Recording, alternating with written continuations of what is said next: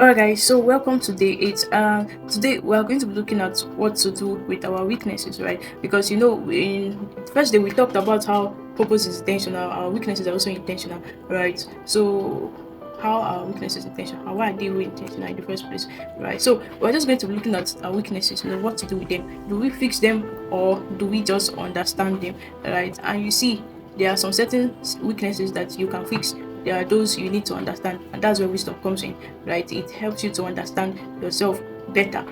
All right, so the first thing is that there are certain weaknesses that can be fixed, right, through engaging in learning and continuous growth.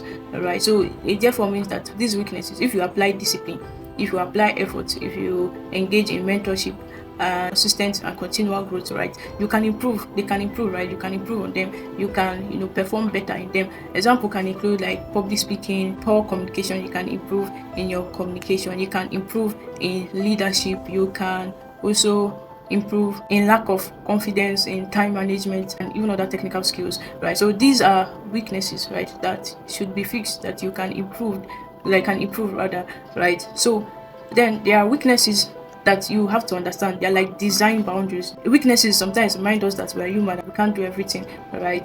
There are some things we can't do, and it's not a bad thing. It's just as a result of our design boundaries. So one person can't be able to do every single thing in the world. One person can't be a baker, a doctor, an athlete, all the things in the world at the same time. No, right? You can be multiple things, but you can't be everything in the world, right? So these weaknesses are like design boundaries. So they are not necessarily bad things or things you need to work on. They're just things that you need to acknowledge and align with. Okay, this is what I cannot do, and therefore this is what I can do, and this is what I need to do. All right, so it just gives you clarity and alignment. So examples of weaknesses like that are not just thriving in certain environments, right? Not being fit for certain roles, some kind of emotional sensitivity, and the rest, right? And so much more.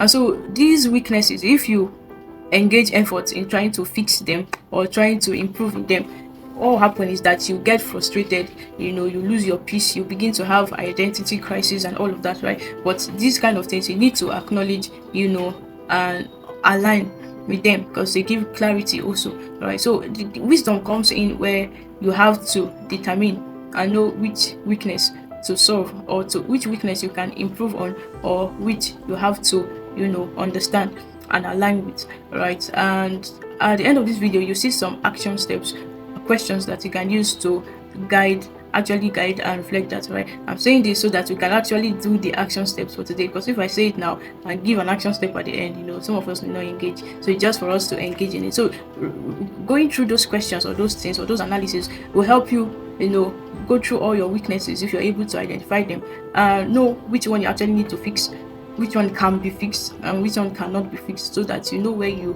direct your strength and your effort.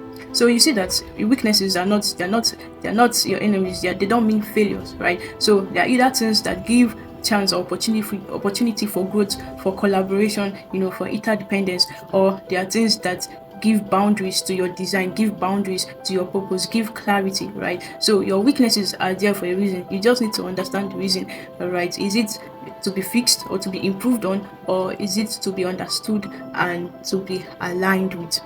See you tomorrow.